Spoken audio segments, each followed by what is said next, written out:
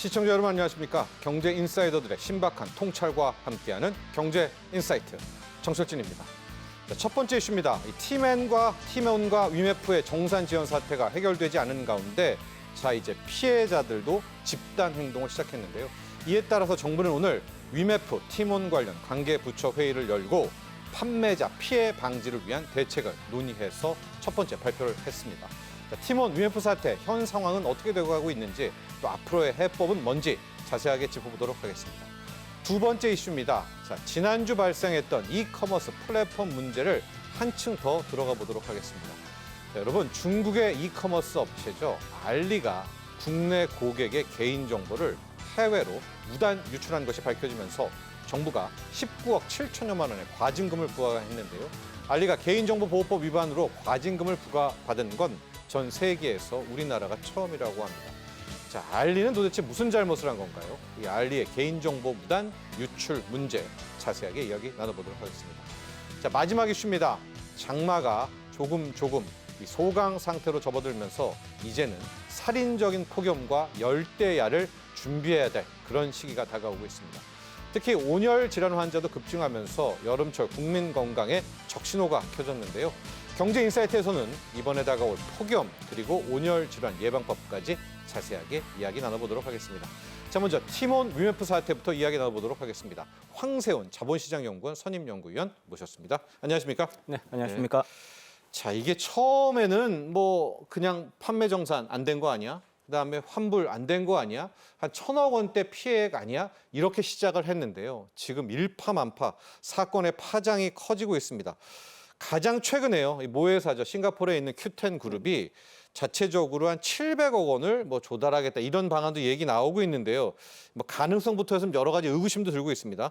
황세훈 박사님, 현재까지의 상황들, 그동안의 과정들 먼저 짚어보고 이야기 들어가도록 하죠. 네, 일단 가장 중요한 부분인 이제 정산 지원금 규모가 어느 정도일까를 살펴볼 필요성이 있습니다. 사실 정산 지원금이 얼마인가에 따라서 결국은 판매자들이 지금 어느 만큼의 피해를 입고 있는지를 파악할 수가 있는데요. 그렇죠. 지금 파악된 미정산 금액 미정산. 규모만 약 1,700억 수준입니다.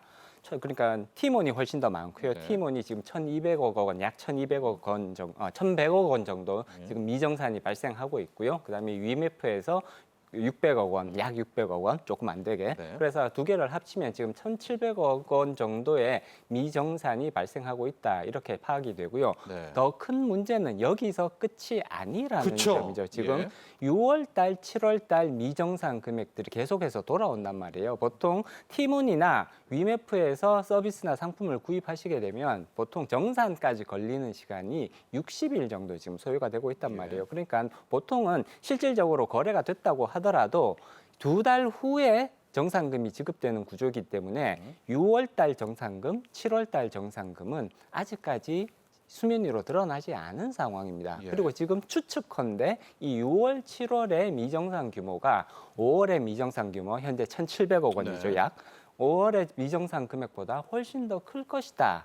라는 지금 예상들이 나오고 있단 말이에요. 네. 따라서 결국은 수천억 규모의 미정산 금액이 발생할 가능성이 대단히 높아 보인다.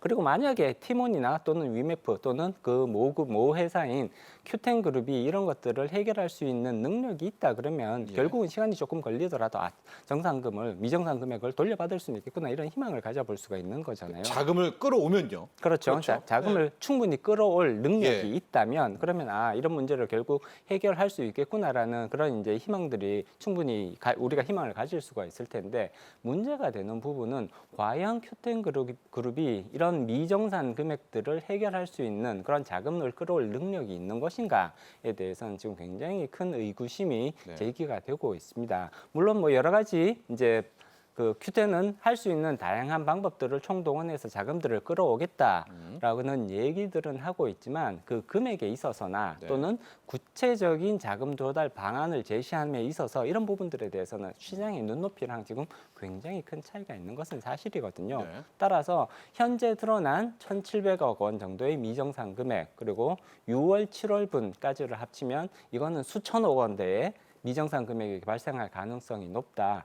큐텐그룹은 그러한 미정상 금액을 해결할 수 있는 외부 자금을 끌어올 수 있는 능력이 현재로서는 이러한 능력에 대해서 굉장히 큰 의구심을 표시할 수밖에 없다라는 것이죠. 그렇습니다. 여러분 지금 티몬과 위메프의 미정산 금액이 1,700억 하는 건 5월 겁니다. 그렇죠? 그렇습니다. 그러니까 6월, 7월에도 엄청나게 많은 물건들을 셀러들, 판매자들은 이 플랫폼을 통해서 이 소비자들에게 판매를 했거든요. 6월, 7월 금액은 지금 피해 규모도 나오지도 않고 있기 때문에 이 1,700억은 최소다. 그렇습니다. 그리고 근데, 예? 심각한 부분은 네. 사실 6월, 7월에 티몬과 위메프가 여러 가지 프로모션을 굉장히 공격적으로 진행을 했거든요. 밀어내긴 했네요. 그렇습니다. 네. 그래서 일단은 모든 끌어들일 수 있는 현금을 동원하기 위해서 굉장히 공격적으로 프로모션도 주고요. 네. 할인 행사도 굉장히 많이 했다라는 거죠. 이러한 점을 감안을 하면 사실 6월과 7월의 미정상 금액은 5월에 비해서 훨씬 큰 규모일 가능성이 높다는 겁니다.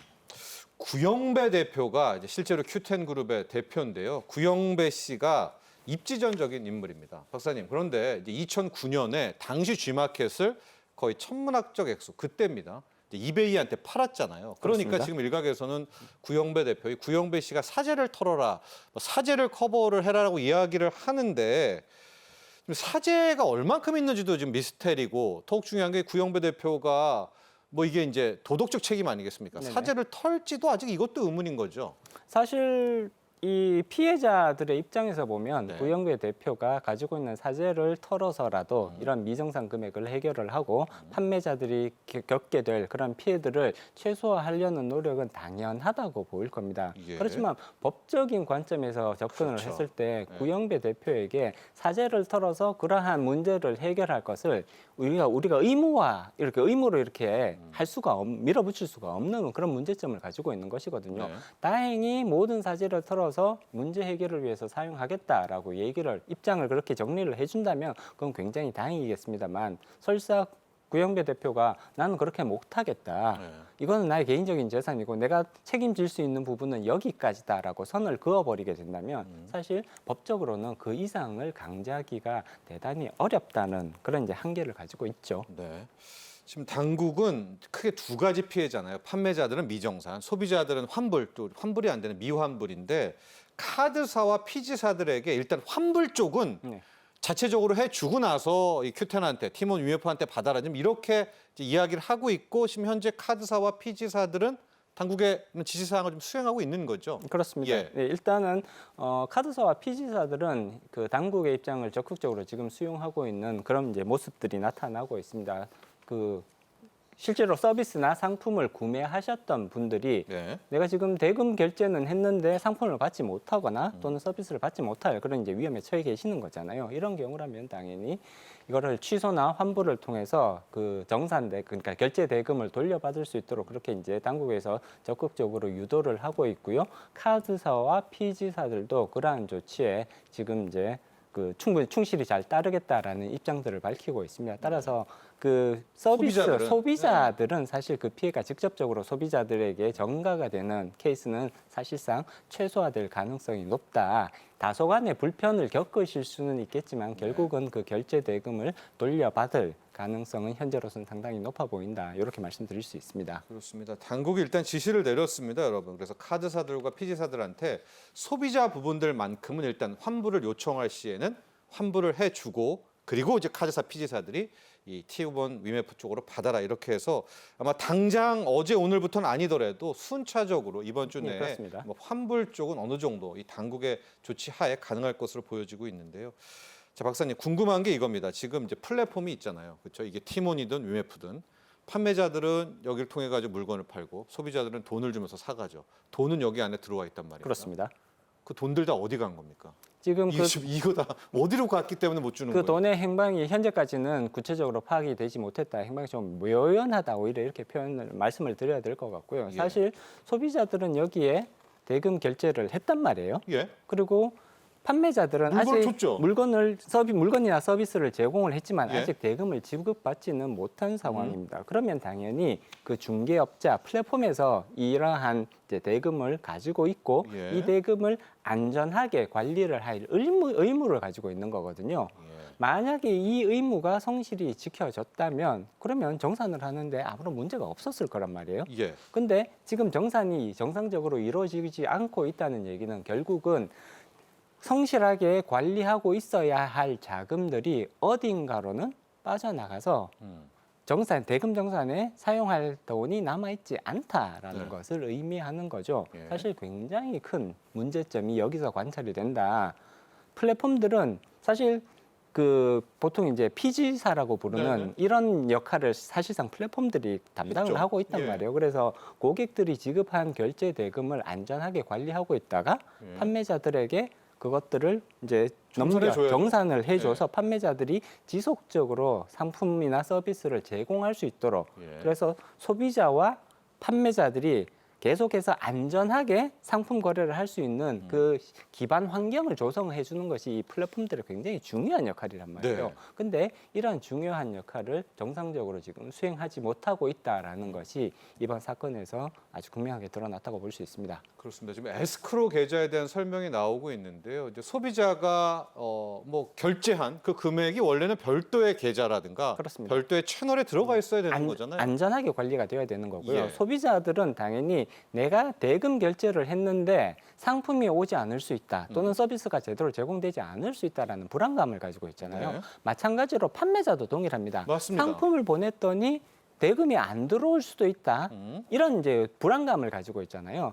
따라서 이 플랫폼에서는 에스크로 계좌를 통해서 이 양자가 가지고 있는 불안함, 상품 결제를 했는데 안 오면 어떡하지? 또는 상품을 제공을 했는데 대금을 못 받으면 어떡하지? 네. 이러한 불안을 해소를 해주면서 이러한 거래들이 활발하게 일어나도록 만들어주는 역할을 하는 것이 바로 이 플랫폼들의 역할인 거거든요. 네. 티몬이나 위메프가 해야 되는 역할이 정확히 이거라고 볼 수가 있습니다. 그러면 당연히 그 중간에서 자금들이 상품 대금, 그러니까 대금 결제된 대금들이 안전하게 관리될 수 있도록 에스크로 계좌를 통해서 그러한 자금을 성실하게 관리를 하고 있었어야 되는데 전혀 그러지 않고 있었다.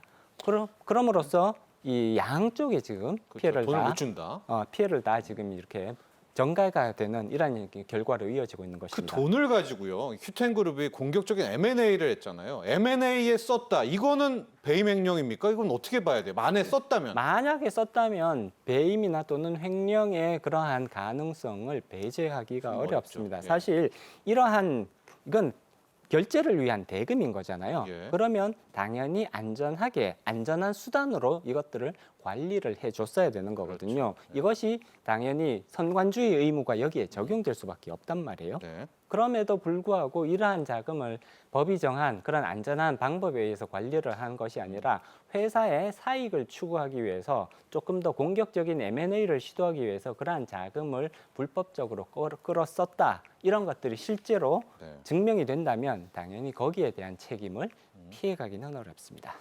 자, 근데 문제는요. 이 본사는 싱가포르에 있거든요. 본사 자체도 거의 빚더미에 뭐 앉아 있다고 하거든요. 이 큐텐그룹. 이러다가요, 박사님. 만에 하나 큐텐이 이제 부도를 내버리는 기업회생에 들어가 버리면은 이거 어쩌죠? 이거는 뭐 그냥 사태는 완전히 끝나버리는 거 아닙니까? 가장 최악의 최악이죠. 예. 시나리오라고 볼 수가 있습니다. 만약에 UMF 또는 티몬 그리고 조금 더 넘어서서 그 큐텐그룹이 기업 회생 절차에 들어가 버리게 되면 모든 채무가 다 동결되는 결과로 이어지게 됩니다. 여기서 채무라는 거는 은행이나 뭐 금융회사에서 빌린 그런 이렇게 대출금뿐만이 아니라 소비자들에게 받은 또는 판매자들에게 지급해야 될 정산금까지도 모두 다 포함하는 개념이거든요. 예. 그렇기 때문에 기업 회생 절차로 들어가게 된다면 기본적으로 판매자들은 큐텐 또는 티몬이나 위메프로부터 정산금을 지급받을 가능성이 완전히 뒤로 밀려버리게 되는 거죠. 기업 회생 절차가 완전히 끝날 때까지 이 기업이 정상화되는 순간까지는 계속해서 채무가 동결되어 버립니다. 받을 수 없는 상태가 굉장히 길게 지속될 수가 있다. 이런 이제 위험성을 가지게 되는 거죠. 네. 거기에 추가적으로 사실 기업 회생 절차라는 것이 기업의 회생을 목적으로 하는 거지 않습니까? 따라서 정상적으로 회생이 이루어지게 된다면 조금 오래 기다리는 고통이 있기는 하지만 돌려받을 가능성이 그래도 유지가 될 수 있는 거란 예. 말이에요. 근데 기업 회생이 정상적으로 진행되는 것이 아니라 만약에 이게 이 기업은 회생의 가능성이 없다. 기업 회생 절차로 들어가기는 했지만 네. 해보니까 회생의 가능성이 거의 없어 보인다. 결국은 거기서 파산의 단계로 또는 청산의 단계로 넘어가 버릴 수가 있단 말이에요. 이렇게 된다면 사실상 그 피해는 완전히 확정되어 버린다라는 것이죠. 네, 저희가 이제 최악까지 한번 이야기를 나눠봤습니다.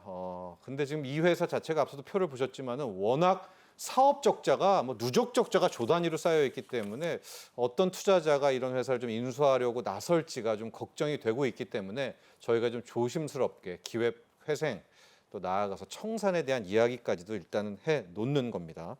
자, 부디 좀 새로운 투자자가 나오거나 아니면 큐텐그룹에서 자본을 끌어와서 좀 여기에서 문제를 해결하기를 바랄 뿐이고요. 당국은 일단 최대한 노력을 하고 있습니다. TF 태스크포스 회의를 열었고요.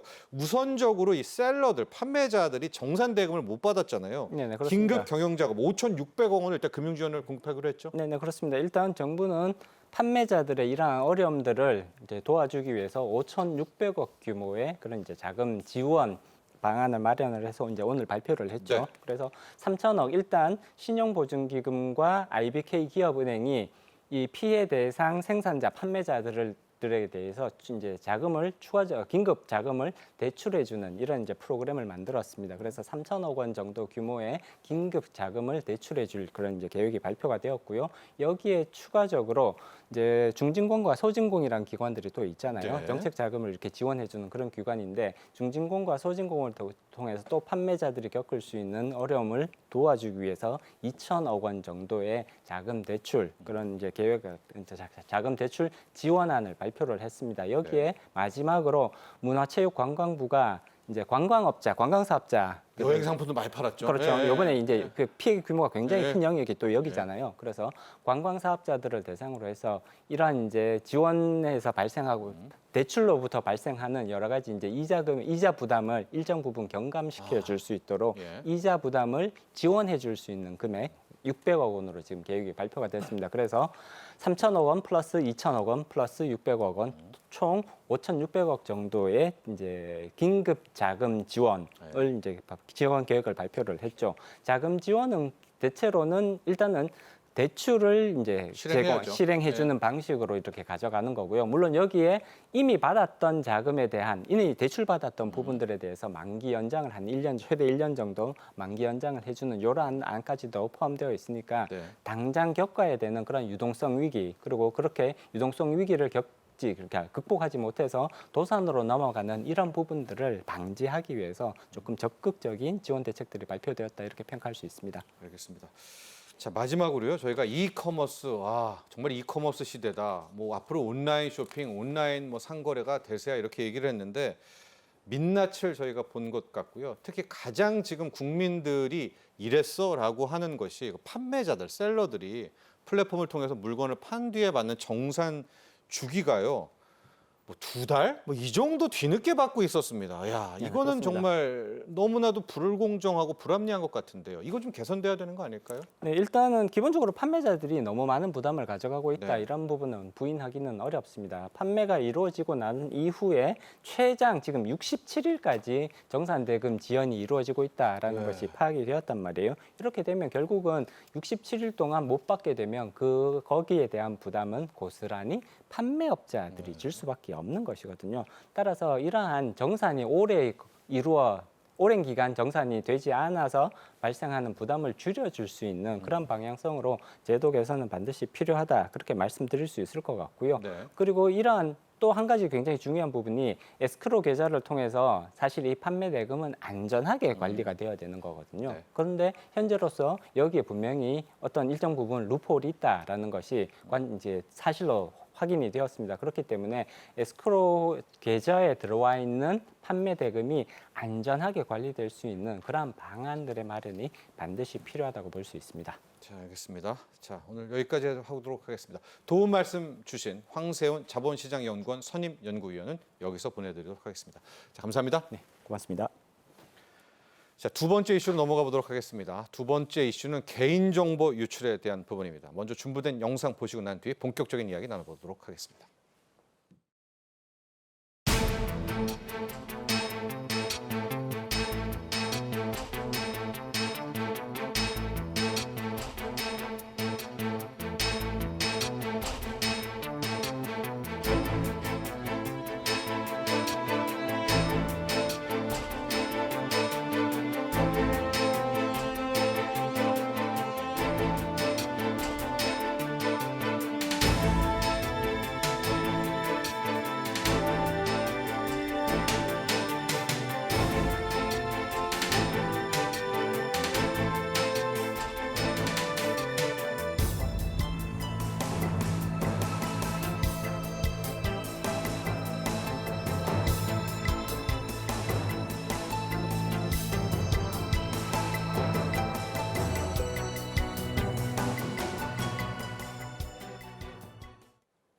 네, 앞서 살펴봤듯이 티몬과 위메프 사태가 점점 더 일파만파 커지고 있는 가운데 이번엔 중국 업체죠. 알리의 개인정보 유출 사건이 또 하나의 큰 문제가 되고 있습니다. 알리가요, 한국 고객에 알리지 않고 우리나라 이 한국인의 고객 정보를 해외로 유출해서 개인정보보호법 위반으로 과징금을 받게 됐습니다. 자, 이 상황은 뭔지 또 앞으로 어떤 조치가 필요한지 자세한 이야기 나눠보도록 하겠습니다. 이인철 참 좋은 경제연구소 소장 함께합니다. 안녕하십니까? 자, 이번의 사태들 국민분들이 잘 모를 수도 있겠고요. 이제 저희가 가장 좀 빠른 뉴스로 좀 발빠르게 가고 있는데요. 중국의 이커머스 업체 알리.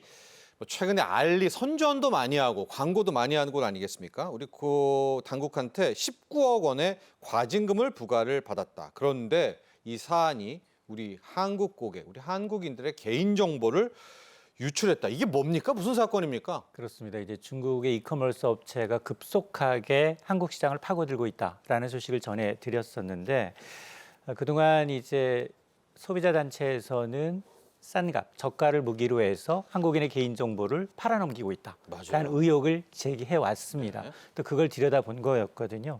그래서 개인정보보호위원회가 이 중국계 온라인 직구 쇼핑몰인 이제 알리익스프레스에 대해서 국내 개인정보보호법 위반했다라는 이유로 과징금은 19억 7,800만 원을, 과태료는 780만 원을 부과를 했습니다. 네. 지금 알리는 이제 싱가포르에 법인을 두고 있는 이제 법인입니다. 그런데 우리가 흔히 오픈마켓이라고 하죠. 네.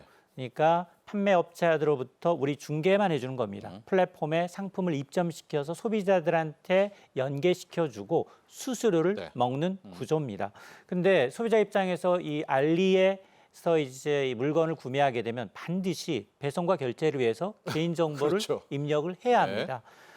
뭐 주소뿐 아니라 이제 전화번호와 같은 민감한 정보가 들어가는데 그 정보를 과연 어떻게 관리하고 있나를 들여다본 겁니다.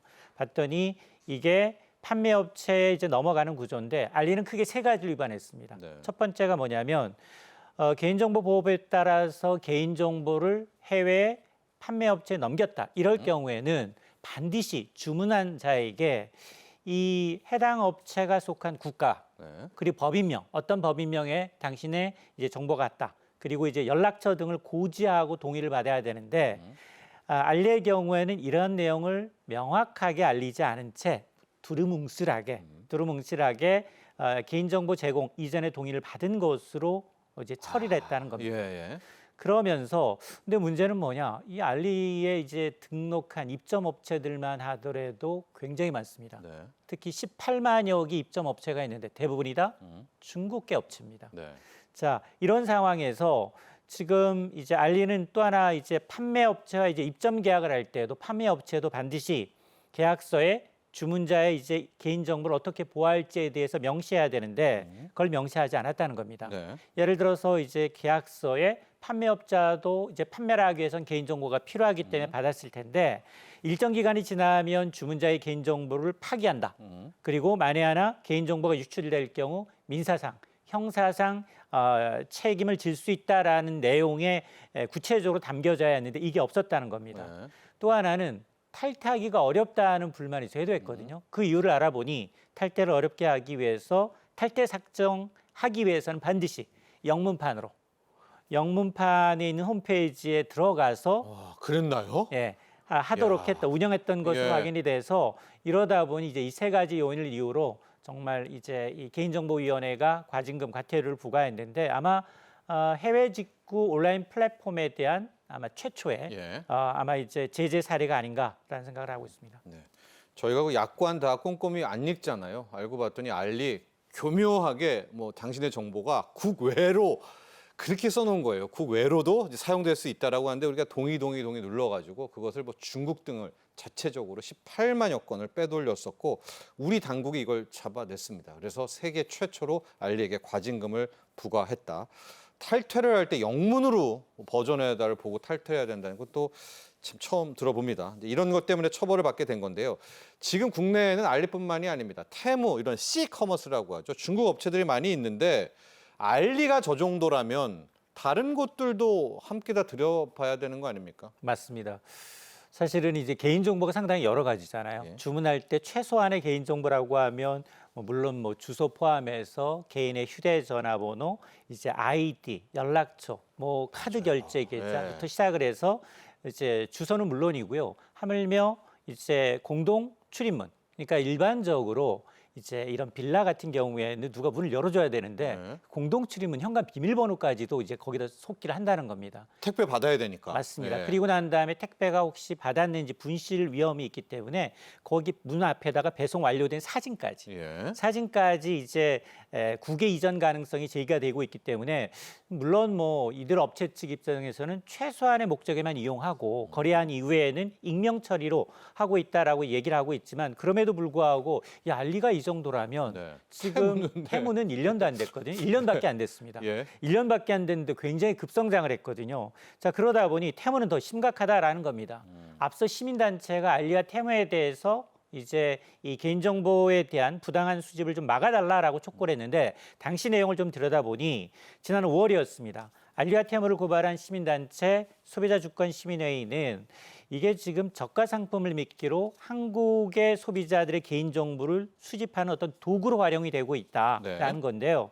특히 앞서 제가 얘기한 보통 이제 주소와 같은 민감 정보 이외에도 접속한 기기의 종류 그리고 운영 체계 종류 여기다 접속한 홈페이지와 해당 페이지로 이어지는 이제 출처, 네. 뭐 대략적인 이제 IP 주소까지 광범위하게 수집을 하고 있고 그러면서 태무는 또 뭐라고 얘기하고 있느냐? 개인정보 지침에 따라서 다른 목적에 따라 개인정보를 사용할 수도 있다라고 해놨기 때문에 이게 이제 국내 개인정보보호법 위반이라는 얘기고요. 네. 한마디로 이렇게 수집된 정보는 제3국, 뭐 미국이라든가 싱가포르, 독일이나 중국과 같은 이제 국가로 개인정보가 이전될 수 있다라고 이제 명시하고 있다라는 게 네. 문제이기 때문에 아마 지금 그렇지 않아도 지금 이 개인정보위원회는 이 태무에 대해서도 이 개인정보보호법 위반 여부에 대해서 심의 의결을 조만간 할 것으로 알려지고 있습니다.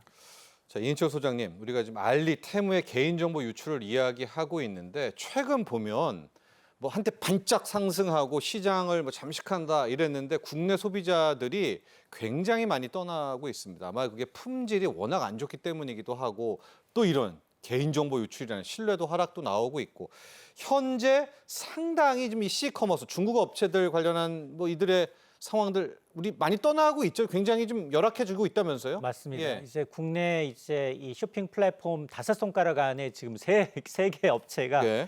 거의 이제 입점하다 보니 굉장히 이제 이 거센 이제 반발을 받고 있는데 그러나 이제 이 두 플랫폼 알리와 테무의 경우에는 지난 4월부터 이용자 수가 감소세로 돌아서서 2달 연속 지금 예. 줄어든 것으로 나타나고 있는데요. 저도 사실 이제 방송을 위해서 예. 이용은 안 하지만 알리를 깔아봤어요. 네. 근데 저는 뭐 마동석 배하고 별로 안 친한데 매일 홍보 문자를 보내는 거예요. 네. 그러면서 가격이 저렴하다. 네. 첫 번째 구매할 경우엔 거의 뭐 100원 단위로 굉장히 뭐 10만 원짜리 상품을 네. 100원 단위로 구매할 수 있다라고 홍보를 하더라고요. 그런데 이런 업체가 왜 이 소비자들로부터 2달 연속 이제 외면을 받고 있느냐를 좀 들여다보면 가장 중요한 게 사실은 진품 가품 논리입니다. 네. 여기다 유해 물질이에요. 품질. 맞습니다. 왜냐하면 여기서 판매되고 있는 대부분의 물질이 뭐 유아용품이라든가 장신구라든가 이런 거거든요. 예. 근데 이게 유아용품, 어린이용품은 맘카페에서 가장 민감하게 다루는 이슈죠. 자, 그러다 보니까 이런 데서 이제 유해 물질이 이제 검출되고 있다라고 하니까 일부 이제 SNS 상에서는 야, 역시 10만 원치 사면 방 하나를 가득 채울 수는 있는데 싼 게 비지떡이구나. 네. 그리고 알리템 앱을 삭제했다라는 이제 인증글들이 좀 속속 올라오고 있는데요. 실제로 대한 이 상공회의소가 최근 1년 동안 알리와 템을 이용했던 이용자 네. 소비자 800명을 대상으로 소비자 조사를 했는데 10명 가운데 8명이 불만이 있거나 피해를 경험한 것으로 나타났는데 가장 큰 게 배송 지연이었습니다. 네. 워낙 거리가 있기 때문에 두 번째가 바로 이제 가품, 낮은 품질, 그리고 세 번째가 제품의 불량, 과대광과 AS 지연 등을 꼽고 있는데 결국 이렇게 가품과 저품질 논란이 계속 네. 이어지게 되면 중국 플랫폼에 대한 소비자 신뢰도는 떨어질 수밖에 그렇죠. 없거든요. 네. 자, 그러다 보니까 결국 성장의 한계에 다다른 게 아니냐라는 이제 지적이 나오고 있습니다. 네. 아마 주문해 보신 분들이 알 겁니다. 그 품질이 얼마나 조악한지를. 게다가 지금 다시 터졌죠. 우리의 개인 정보까지도 중국 국외로 빼돌리고 있다. 이제 이게 쟁점이 되는 건데요. 자, 인시호 소장님, 그래서 이제 지난해 10월 국정감사에서는 지적도 많이 나왔었고요. 이번에 19억 7,800만 원, 전 세계에서 최초로 이제 과태료도 부과가 됐는데 이 과태료만 부과하면 안 되지 않습니까? 고쳐야죠, 관행들을. 시정 조치, 우리는 뭘 더 바꾸라고 이야기를 한 겁니까? 맞습니다. 사실은 전 세계적으로 이제 플랫폼 업체들이 어떤 이런 그 개인정보 처리 문제라든가 독과점에 따른 이제 부작용에 따라서 각국이 경계를 하고 있습니다. 네. 근데 이제 우리가 최초로 과징금과 과태료를 부과함과 동시에 지금 이제 시정 명령과 개선 권고 조치도 함께 내리기로 했는데요. 예. 우선 개인정보의 국외 이전 과정에서 오남용을 예방할 수 있는 조치를 마련해라. 그리고 회원 탈퇴 절차를 간소하게 하라라는 이제 시정 명령을 내렸는데요. 또한 이제 국내 이용자의 개인정보 보호 수준을 높이기 위해서 크게 세 가지 정도를 주문하고 있습니다. 개인정보 처리 흐름을 최대한 투명하고 알기 쉽게 지금 정보 주체한테 공개하라라는 거고요. 또 하나가 개인정보 보호를 위해서 노력하고 개인정보 처리 과정에서 발생하는 불만을 해결하고 네. 그리고 피해 구제 방안을 마련하라라는 거고 또 하나는 이제 수집하는 개인정보를 좀 최소화해라. 그리고 국내 이커머스 기업들이 운영하고 있는 어떤 민관 협력 자율 규약이 있는데 마찬가지로 해외 이커머스 업체들 하더라도 이거에 참여하라라고 이제 권고를 하고 있는 상황인데요. 개인정보위원회는 이제 다만 이 조사 과정에서 알리가 좀 노력은 했어요. 예. 그리고 국외 이전에 따른 이용자 동의 절차를 마련하고 또 국내 대리인을 공개했고요. 또 이런 관련 사항을 이제 개선했기 때문에 이걸 감안한 조치다. 다만 앞으로도 이런 시정 명령과 권고 사항 개선에 대한 알리의 어떤 이행 여부를 지속적으로 모니터링해서 개인정보 침해가 더 이상 발생하지 않도록 하겠다라고 밝히고 있습니다. 받아들이겠죠.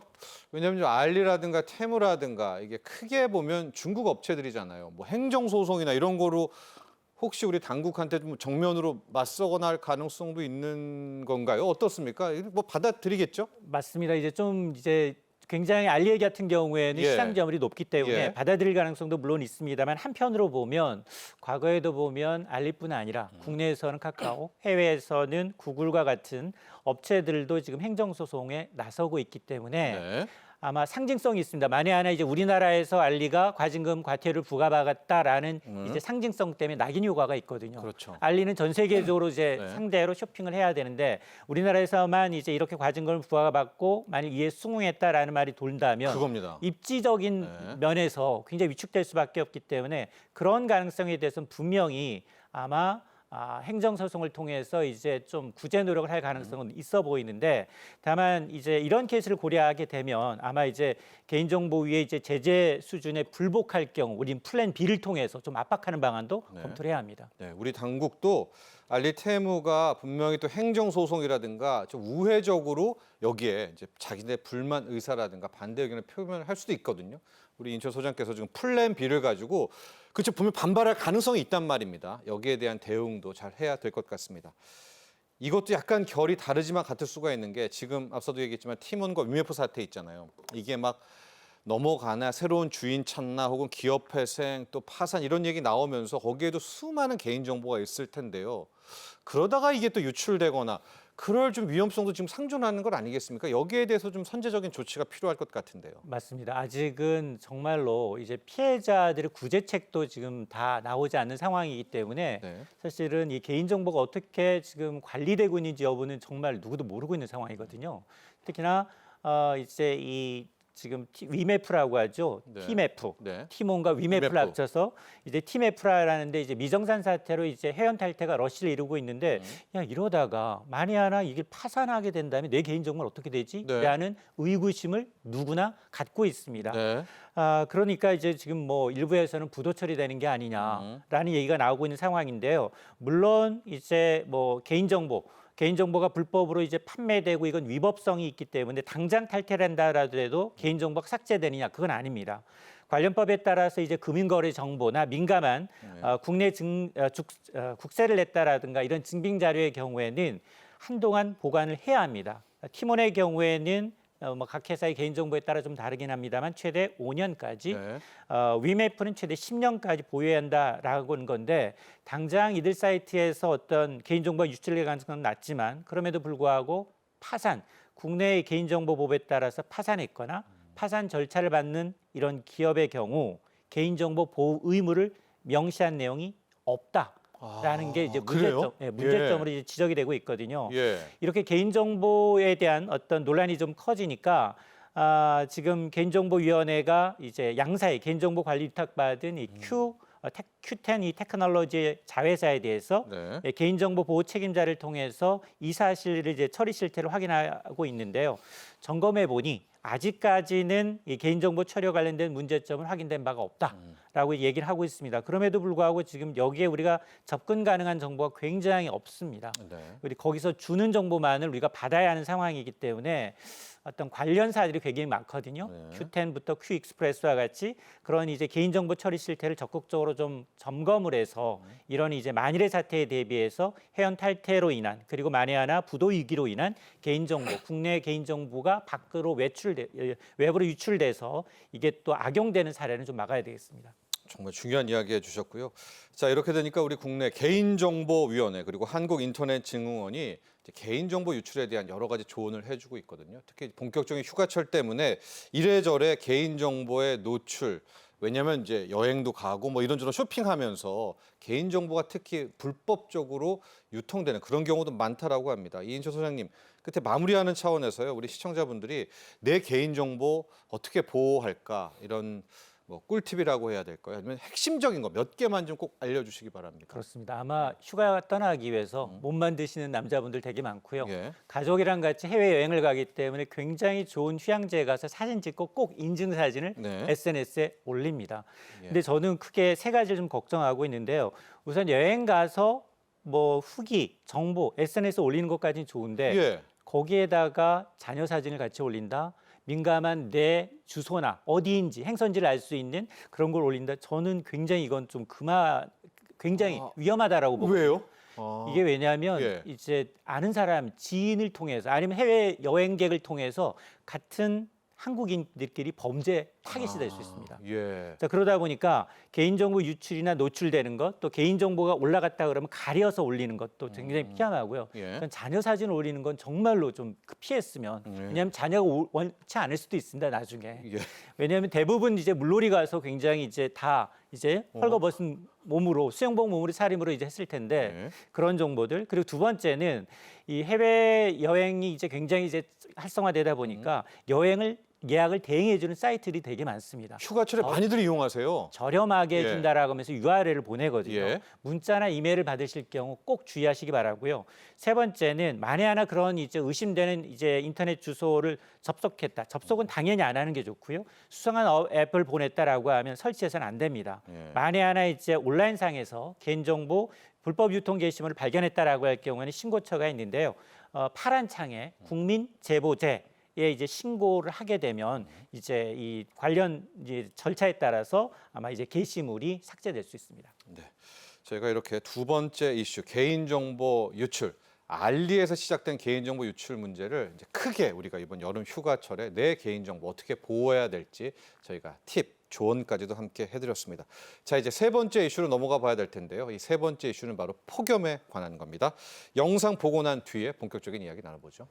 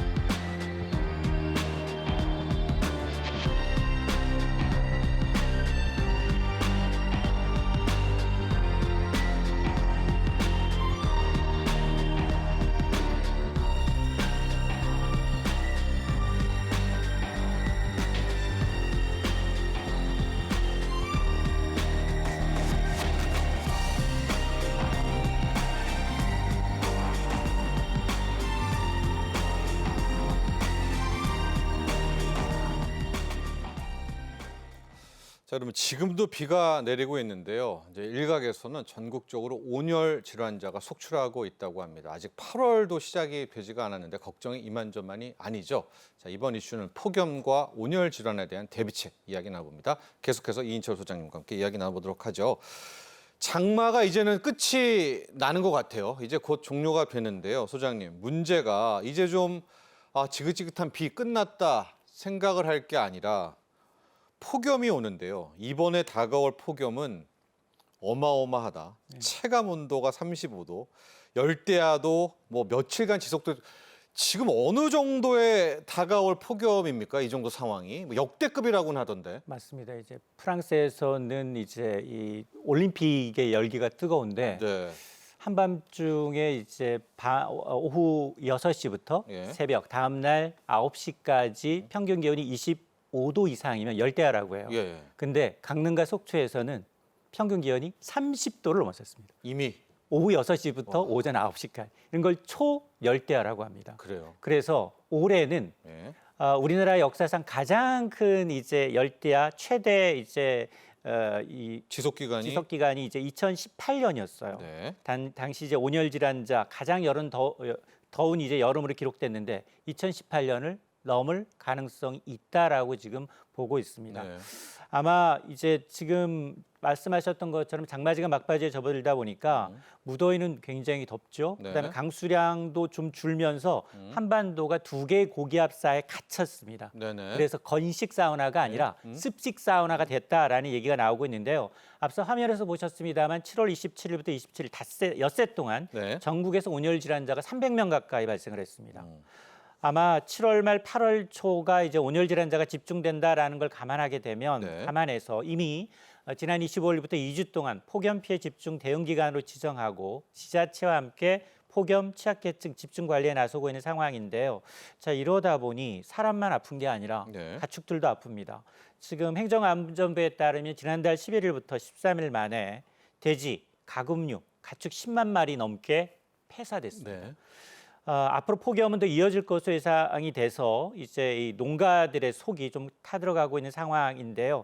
아마 이제 지자체들은 가축 폐사를 막기 위해서 비상 근무조를 편성을 해서 예방 활동에 돌입을 한다라고 하고 있는데 아마 이제 정말로 에어컨 없이는 살기 어려운 이제 이 8월 한 달이 되지 않을까라는 생각이 듭니다.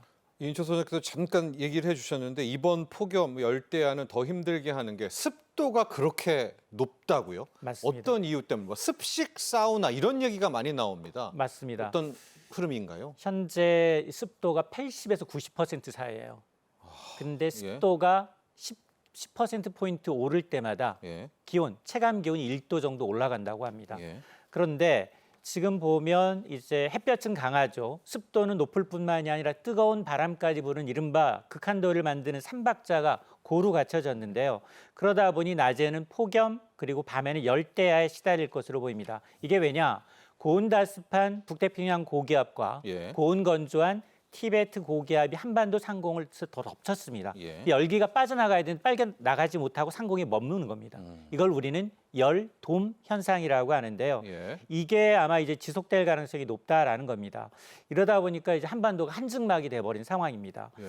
아마 이제 도깨비 장마 잦은 소나기로 밤에는 습도가 지금 앞서 제가 최대 80에서 90% 사이라고 했는데 습도가 55%에서 10%포인트 오를 때마다 체감 온도가 1도씩 올라간다라고 했기 때문에 예. 현재 습도라면 지금 기온보다도 한 3도 정도 높은 상태에 있다. 굉장히 불쾌해 지수가 높아질 수 있습니다. 네. 잠깐 설명해 주셨지만은 비가 확 와요. 그런 다음에 언제 그랬냐는 듯이 이제 폭염이 오죠. 근데 그 습한 건 남아 있잖아요. 그러다가 또 비가 확 오고 계속해서 뜨거운데 이 물을 습기를 넣으니까 그래서 아마 이번 폭염에 대해서 습식 사우나다. 이제 그렇게 별칭이 붙은 것 같습니다. 당국도 지금 정부도 만발의 준비를 하고 있습니다, 여러분. 지자체들도 이번 폭염은 예사 폭염이 아니다. 많은 준비를 하고 있죠. 우리 지자체의 준비 상황도 한번 살펴볼까요? 맞습니다. 정부가 일단 이제 7월 21일이었습니다. 폭염 위기 경보 수준을 주의해서 이제 경계로 상향 조정을 했죠. 그러면서 이제 2주 동안 25일부터 2주 동안은 폭염 피해 집중 대응 기간으로 운영하고 있는데 폭염 위험 위기 경보에서 경계 단계는 전국적으로 특보구역이 40% 이상 지역에서 하루 최고 체감 온도가 33도 이상 사흘 연속 이상 이제 지속될 때 발동이 되는데요. 네. 아마 이제 7월 말 8월 초가 이제 가장 집중적으로 이제 인명 피해가 커질 것으로 보이는데요. 지난해 이제 온열 질환자 가운데 사망자가 32명이 발생을 했는데 네. 7월 말 8월 초에 무려 25명. 예. 이 기간에 굉장히 집중이 돼 있습니다. 자, 그러다 보니 지금 관계기관과 이제 이 지자체 대응 태세를 점검하고 있는 상황인데요. 지자체도 폭염 대비에 분주합니다. 일단 서울시는 서울 전역에 폭염 경보가 내려지자 바로 폭염에 취약한 취약계층들, 노인시설이라든가 쪽방촌 주인분들한테 아리수 생산 생수 한 10만여 병을 지원하고 있고요. 예. 또 서울시가 발전 이 공사 현장이 있습니다. 여기에는 오후 2시부터 5시까지는 야외 작업을 좀 중단해라라고 네. 권고를 하고 있는 상황이고요. 대구시는 도시의 열섬 현상을 완화하기 위해서 살수차를 동원하고 있습니다. 12대를 동원해서 간선도로에 물을 뿌린 작업을 하고 있고 경남 창녕군에서는 확성기가 부착된 드론을 활용하고 있거든요. 왜요? 이 작업자가 많은 논이나 밭 같은데 소규모 작업장에 갈 수 없으니까 폭염 경보 방송을 드론을 통해서 하고 있는데 이게 효과적으로 활용이 되고 있는 것으로 알려지고 있습니다. 네, 이렇게 지자체도 노력을 하고 있는데요. 자, 끝으로 우리의 건강은 실은 우리가 또 직접 챙겨야 될 그럴 필요도 있을 것 같고요. 다시 한번 말씀드리면 올여름의 폭염은 예사 폭염이 아닙니다.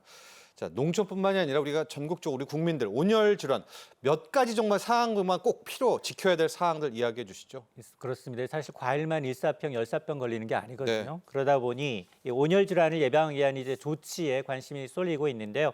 일단 극한 더위 날씨에는 가능한 한 낮 시간대는 외출을 좀 자제하는 게 좋고요. 예. 그리고 어쩔 수 없이 밖에서 일하는 경우도 상당히 많습니다. 예. 그럴 경우에는 좀 밝고 헐렁한 옷을 입어주시고 챙이 좀 넓은 모자. 모자 꼭 써야 돼요. 그렇습니다. 네. 왜냐하면 그리고 이제 또 자외선 차단제, 예. 차단제를 좀 발라주시고 갈증 나기 때문에 이 청량음료 드시거나 맥주 한 캔 드시는 분들 많거든요. 네, 근데 이거는 좀 삼가하시는 게 좋습니다. 네. 음주는 일단 체온을 올라가게 합니다.